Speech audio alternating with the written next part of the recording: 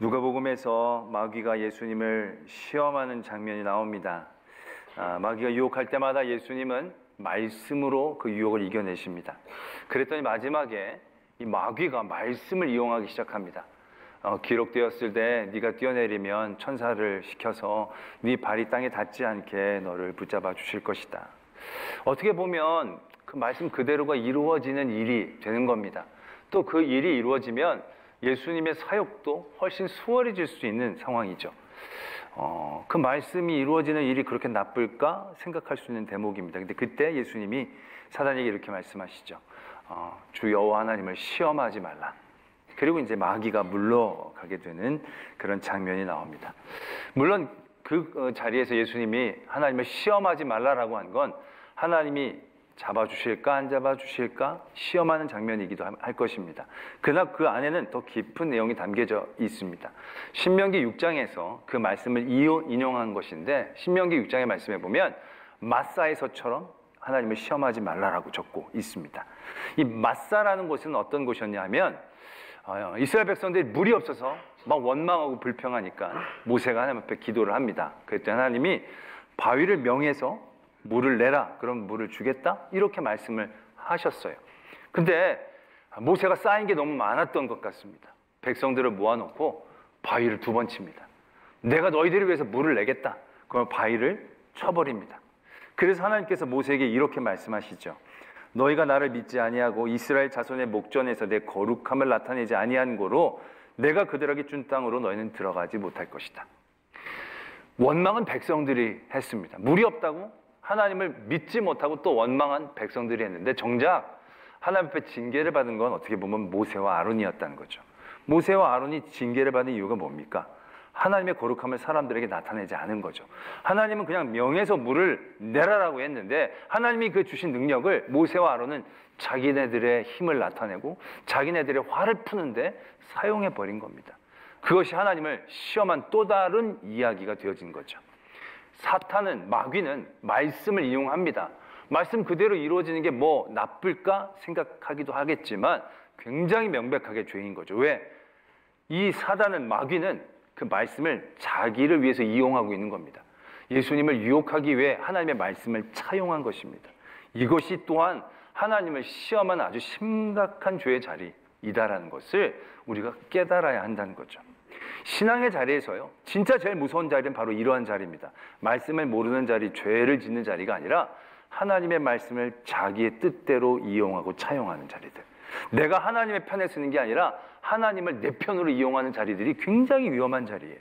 왜? 대부분의 기독교 이단들이요, 성경 공부 진짜 열심히 합니다. 솔직히 여러분들보다 성경 더 많이 알고 있을 거예요.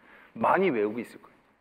그런데 그들이 나타내는 명백한 특징이 뭐냐면 말씀을 많이 알긴 하는데 말씀을 자기네들이 필요한 대로 갖다 쓰는 겁니다. 예전에 가가호 방문하면서 전도를 했던 이단하고 한번 제가 얘기를 나눈 적이 있습니다. 정신없이 몇 장 몇 절 이렇게 적혀 있습니다. 보십시오. 몇 장 몇 절, 정신없이 몇 장 몇 절만 계속 왔다 갔다 하는 거예요. 잠깐만요 해도 계속 이렇게 돼서 이렇게 해서 이렇게 해야 됩니다. 정신없이 얘기하다가 결국 결론을 못 내리고 보냈죠. 말씀만 하다. 근데 나중에 와서 그 말씀을 찬찬히 보면요, 그 사람들이 사용했던 그 뜻이 아니에요. 다른 뜻으로 사용했는데 단어 몇 개만 차용해가지고 자기들의 뜻에 맞게 이렇게 갖다 붙이기 시작한 거죠. 대부분의 이단들은 그렇습니다. 건강한 신앙과 이단의 차이는 바로 여기에서부터 나타나는 거죠. 하나님의 말씀을 하나님의 말씀으로 들으려고 하는가, 하나님의 말씀을 자기 멋대로 들으려고 하는가, 굉장히 심각한 차이입니다. 예수님 당시에 그건 극명하게 나타나지 않습니까? 예수님이 하나님의 아들로 이미 약속한 말씀에 따라서 이 땅에 오셨습니다. 그가 베푸신 모든 이적과 기적도 놀라운 하나님의 아들이지 않으면 가능하지 못하는 일이었어요. 그런데 바리새인들은 그걸 어떻게 이해합니까? 바알세불이라고, 귀신들의 왕이라고, 그러면서 이 기존의 세력들을 흐트리는 아주 이단아 같은 사람이라고 몰아세웁니다. 그들이 예수 그리스도를 아마 정죄하고 몰아세울 때도 하나님의 말씀을 아마 들먹이면서 나갔을 겁니다. 근데 그것이 얼마나 위험한 일들이 되어졌는지 우린 잘 알고 있지 않냐라는 거죠. 그런데 지금도 우리들 신앙 가운데 그런 위험한 모습들이 적지 않습니다. 특별히 정치적인 성향에 있어서는 더 극명합니다. 전 여러분들에게 묻고 싶습니다. 하나님은 보수입니까? 진보입니까? 하나님은 보수입니까? 진보입니까? 굉장히 중요한 질문이에요. 그럼 여러분들이 답을 못 하세요. 왜? 하나님은 보수도 진보도 아니시기 때문에. 근데 대부분 자기의 성향을 갖고 있는 분들은 하나님이 그런 하나님이라고 생각을 해요. 그래서 그 하나님은 그렇게만 이해를 해. 보수적인 분들은 하나님의 말씀을 보수적인 성향으로만 이해를 해. 진보적인 분들은 또 거기서 어떻게 잘 골라내서 진보적인 그런 성향의 하나님. 그래서 그들의 하나님은 항상 진보적인 하나님이에요. 항상 보수적인 하나님이에요. 하나님 그 어느 경향성도 갖지 않고 하나님 그분 자체가 경향성이에요. 그분이 오름이에요. 어디 갔다 저기 갔다 뭐 어떤 경향성으로 늘 그렇게 얘기하시는 분이 아니잖아요. 잘 알고 있어요. 그럼에도 불구하고 우리는 늘 그렇게만 들으려고 하는 거예요. 그래서 교회들도 보면 꼭 그런 분들끼리 모여서 예배를 드리는 경우들이 적지 않아요.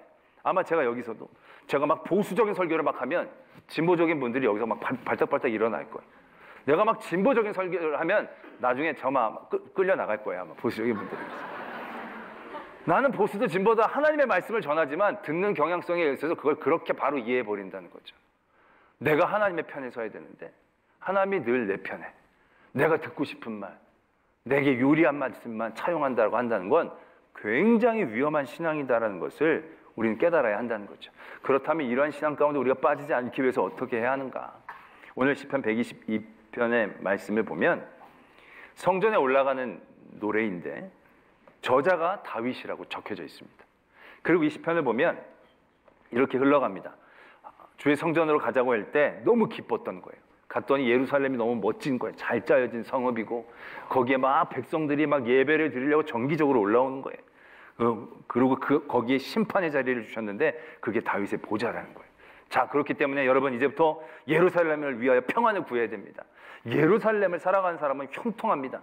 그 성에 평안이 있고 궁중에는 형통함이 있고 그래서 하나님의 집을 위하여 내가 너를 위하여 복을 구하겠다. 예루살렘을 위해서 복을 구해야겠다. 여러분들도 예루살렘을 위해 복을 구해야 합니다. 이렇게 이해를 해버리면 이게 갑자기 영적으로 가다가 정치적으로 간 것 같은 오해를 갖기 쉽습니다. 왜? 다른 사람이 부르는 거면 말을 안 하겠는데 다윗이 불렀다는 거죠. 왜? 다윗이 예루살렘 성을 말하자면 지은 사람이에요. 다윗성이었어요. 그게. 그리고 거기에 자기 궁궐을 지었어요. 그 자기 궁궐을 찬양하라 그러고 평안을 간구하라 그러고 그 성의 평안을 얘기하고 그 성을 평안케 해야 형통해지고 왠지 정치적인 느낌을 이 찬양에서 느껴지게 된다는 거죠. 근데 우리가 이 시를 바르게 이해를 하려면 다윗이 절대 정치적이지 않다라는 걸 분명히 알아야 합니다. 다윗만큼 하나님의 편에 온전히 서려고 노력한 사람은 찾기 어려울 것입니다. 다윗이 압살롬에 의해서 도망가게 되어지죠. 도망갈 때 그 제사장들이 이 궤를 메고 다윗이 도망가는 나루터에서 기다리고 있습니다. 왜? 궤를 같이 가지고 도망가려고. 이 궤는 어떻게 보면 우리 조선시대 옥새보다도 훨씬 중요한 의미를 갖고 있을 겁니다. 정통성을 내세우는데 굉장히 중요한 그러한 성물이다라는 얘기죠. 그런데 그 궤를 보고 다윗이 뭐라고 얘기하느냐 하면 사무엘 15장에 이렇게 적혀져 있습니다. 왕이 사독에게 이르되 보라 하나님의 궤를 성읍으로 도로 메어가라. 만일 내가 여호와 앞에서 은혜를 입으면 도로 나를 인도하사 내게 그 궤와 그 계신대를 보이시리라. 그러나 그가 이와 같이 말씀하시기를 내가 너를 기뻐하지 아니한다 하시면 종이 여기 있사오니 선히 여기시는 대로 내게 행하시옵소서. 여러분 이렇게 고백하는 게 얼마나 힘든 고백인지 아십니까? 지금 없는 궤를 훔쳐서라도 가지고 나가야 될 상황입니다. 지금 완전 풍전등화와 같은 상황이다라는 얘기죠. 뭐 하나라도 지푸라기라도 잡아야 될 그런 상황이라는 얘기예요. 그 가운데 이 제사장들이 다윗에게 충성하는 마음으로 고맙게도 궤를 메고 그의 도망가는 자리까지 와준 거예요. 그럼 할렐루야 아멘 해야 되는데 다윗이 그 자리에서 이렇게 얘기를 한다는 거죠. 이거 왜 갖고 오냐? 이건 그 자리에 가 있어야 된다고. 하나님이 궤가 있어야 그 자리에 가야 된다고. 그래서 하나님이 선히 여기시면 나를 그 궤 있는 곳으로 인도해 주실 거라고. 근데 만약 하나님이 나를 선히 여기시지 않아서 이게 네 자리라 라고 한다면 하나님이 선히 여기시는 대로 나에게 행하십시오. 다윗은 철저히 이 상황 가운데도 자기 위주로 생각한 게 아니라 하나님의 편에서 이를 생각하고 있었다는 거예요. 얼마나 놀라운 행동입니까? 사울을 죽이지 않을 때도 마찬가지입니다. 지금 완전히 막다른 길로 내몰렸어요. 그래서 동굴로 숨어 들어간 거예요. 근데 그 동굴에 사울이 혼자 들어오는 거예요. 여러분 이런 상황을 만나면 여러분들은 어떻게 이해하시겠습니까? 이건 정말 100이면 거의 99.9명 다 할렐루야, 은혜를 주셨다. 하나님이 내 대적을 원수를 갚게 하시는구나. 그 상황에 사울만 죽으면 다윗은 인생이 피는 것 같이 보였거든요. 근데 그 사울이 혼자서 그 동굴 안에 들어오는 거야. 이게 얼마나 하나님이 주신 기회예요. 이걸 놓치면 오히려 바보 소리를 들을 만한 기회일 수도 있습니다. 근데 그 상황에서 놀랍게도 다윗은 자기 위주로 그 상황을 바라보지 않고요, 하나님의 위주로 그 상황을 바라봐요. 하나님이 기름 부어 세우신 사울 왕을 하나님이 오늘도 이 굴로 들어오게 하신다? 죽이시려는 걸까? 그렇게 택하시고 세우셨는데 이렇게 쉽게 죽이실까? 아니, 내가 죽이지 않게 해서 사울이 깨닫고 다시금 선한 길로 돌아오기를 원하시는 하나님이 사울에게 주신 마지막 기회는 아닐까? 생각이 여기까지 미치는 거예요. 이게 얼마나 긴박한 상황 가운데서 생각해내기 어려운 생각이냐는 거죠. 근데 다윗은 그 어려운 걸 해내는 겁니다. 왜? 다윗은 모든 삶의 자리에서 철저히 자기의 일에 하나님을 끌어들이려고 하지 않았어요. 하나님의 일에 자기가 전적으로 매이기를 원했다는 거죠. 하나님의 편에서 그것이 내게 불리한 일이 할지라도 하나님의 편에서 이게 하나님의 일이라고 한다면 그는 과감히 내려놓을 수 있는, 과감히 포기할 수 있는 그러한 사람, 그게 바로 다윗이었다는 얘기죠. 근데 다윗이 찬양을 하는데 122편에 예루살렘을 찬양하고 예루살렘의 복을 빌고 예루살렘에 잘되게 하고 그 궁궐 거기 다 잘되게 해야 된다, 이런 걸 막 찬양해가지고 정치적인 노래로 이 찬양을 불렀을까요? 아니라는 겁니다. 시편 122편은 어떻게 보면 참 다양한 각도에서 보면 다양하게 다 이해가 되어지고 은혜를 받을 수 있는 참 재밌는 은혜로운 시편이에요. 어떻게 보면 연합에 대해서 말씀하고 계시는 건가? 그런 식으로 보면 또 연합해서 함께 예배를 드려야 된다라고 그렇게 이해할 수도 있는 말씀이고요. 또 한 가지는 우리가 잘 이해하듯이 예루살렘을 위해 평안을 구해야 된다. 예루살렘을 사랑한 자는 형통하리로다. 그래서 교회에서 이런 말씀을 가지고 목사님들 설교를 많이 하죠. 교회를 사랑해야 된다고. 교회를 사랑한 사람들은 형통할 거라고. 교회 평안을 빌어야 된다고. 교회 평안을 빌지 않고 교회의 불평과 불만을 나타내는 사람들에게는 형통함이 없을 거라고. 이런 설교를 할 때 이 말씀이 인용이 되죠. 물론 그렇게 이해를 해야 됩니다. 근데 이게 또 마음이 꼬인 분들한테 이게 잘 적용이 안 돼. 교회를 형통하게 해야 합니다. 그래 여러분들의 삶이 평통해지고 불평, 불만 없애야 됩니다. 그 교회의 평안을 구하고 교회를 사랑해야 합니다. 그렇게 이제 설교하면 마음 꼬인 분들은 그런 불평, 불만을 안 하게 만들어야지. 네가 불평, 불만 안 들게 하잖아. 그래서 이 원인을 전가하면서 이게 해결이 안 되는 이런 문제가 되어질 때가 있다는 거죠. 이 말씀이. 그렇게도 이해를 할 수 있지만 어떻게 보면 이 말씀은요, 1절에서부터 시작해야 한다는 거죠. 1절의 말씀이 제일 중요한 핵심 말씀이 아닌가라는 생각을 해보게 됩니다. 1절에 어떻게 적혀져 있습니까? 사람이 내게 말하기를 여호와 집에 올라가자 할 때 내가 기뻐하였도다. 기쁨이 중요한 단어가 되어집니다. 지금 이 소리를 들었을 때, 여호와의 집에 올라가자라는 얘기를 들었을 때 이 시편의 기자의 자리가 늘 행복하고 좋은 자리는 아니었을 겁니다. 때론 굉장히 절망스럽고 눈물 있는 자리에 있을 수도 있었을 겁니다. 근데 그에게 누군가가 여호와의 집에 올라가자 그랬더니 그 말을 듣자마자 기뻐하기 시작했다는 거예요. 모든 삶의 자리, 그 상황과 환경에 상관없이 여호와의 전에 올라가자라는 얘기를 들었더니 기뻐하기 시작했다는 거예요. 여러분들 맛있는 음식을 먹고 나면 그 다음에 그 음식에 대한 이름만 들어도 입에 침이 고일 때가 있지 않습니까? 그렇잖아요. 뭐 여러분 지금도 라면 막 이런 막 침이 고이고 막 브라보콘 그런 생각이 든 게 냄새도 안 들고 맛도 본 것이 아니지만 예전에 그 좋은 기억이 있으니까 이름만 들어도 몸이 반응을 하는 거죠. 지금 딱 그와 같은 현상이다라는 얘기죠. 내가 여호와의 집에 올라가자는 얘기, 여호와의 집에 대한 얘기를 들었더니 그 집에 대한 기쁨이 이 안에 늘 내재했기 때문에 그 상황과 환경에 구애받지 않고 거기서 막 기뻐하게 되어졌다는 거예요. 그러면서 2절에 예루살렘아 우리 발이 내 성문 안에 섰도다. 예루살렘아 너는 잘 짜여진 성읍과 같이 건설되었다. 여러분들 너무 그 상황이 기쁘고 즐겁고 좋으면 모든 물건들이 의인화되는 경향성들을 갖게 되는 사람들이 있습니다. 제 주변에 그런 분들이 여러 계시는데 기분이 좋으면 물건에게 말하자면 인격이 이게 부여가 되는 거죠. 음식을 막 만들어 음식이 너무 맛있으면 나중에 냄비한테 냄비야 고마워 수고했어 막 이러면서 막 냄비에게 말을 걸고 막 냄비랑 대화를 하는 경우들이 있어요. 언제는 불 위에다 놓고 지질 때는 언제고 막 고맙다고 막 냄비에게 그러고 밥그릇이 이쁘면 아유 넌 왜 이렇게 이쁘게 태어났냐 그러면서 막 얘기를 하는 그런 경우들이 적지 않다는 거죠. 여행을 갔다 오는데 치악산에 갔다 오는데 치악산이 너무 좋았어. 그럼 나올 때 이런 분들이 있어요. 치악산아 안녕, 잘 있어, 또 올게. 뭐라고? 그래 그래 알았어. 뭐 이러면서 완전 저 사람이 뭔가 싶을 정도로. 여행지에 여행 갔다가 올 때 막 그런 비행기에서 파리야 안녕, 런던은 안녕, 그런 분들 여러 덜어 있다는 거죠. 이분들이 그게 왜 돼요? 그곳에서의 기쁨이 그 안에 가득 차니까 그것이 인격적으로 고백되어지고 관계처럼 맺어지는 거예요. 저는 딱 이해는 안 되지만 저도 막 좋은 곳을 보고 나오면 마치 내가 산을 보러 간 게 아니라 산이 내게 보여준 것 같은 그런 따뜻함과 푸근함, 뭐 그런 걸 느낄 때가 있잖아요. 그게 더 기뻐지면 그 하나의 인격적으로 자기에게 다가오는 거죠. 지금 2절과 3절 그렇게 보여지는 거예요. 예루살렘아, 우리 발이 내 성문 안에 있다. 너무 좋고 기쁜 데 왔더니 예루살렘이 막 그냥 벽돌이고 건물이 아니라 인격으로 다가오는 거야. 예루살렘, 너 너무 잘 짜졌다. 너 이 성 왜 이렇게 멋있니? 지금 진짜 멋있는지 안 멋있는지 중요하지 않은 거야. 너무 거기에 온 기쁨이 좋으니까 그 기쁨으로 그게 다 보이는 거예요. 지파들이 곧 여러 여호와의 지파들이 이름에 감사하려고 이스라엘 전례대로 그리로 올라오는구나. 올라오는 사실을 얘기하는 게 아니라 그 올라오는 것이 정말로 기쁨의 노래처럼 다가온다는 거죠. 저도 주일날 이렇게 중간 예배 중간에 창문을 내다보면 저 길 건너목에 교인들이 길을 건너려고 이렇게 쭉 모일 때가 있어요. 모일 때가 이렇게 까맣게 모이면요, 그게 너무너무 아름다운 거예요.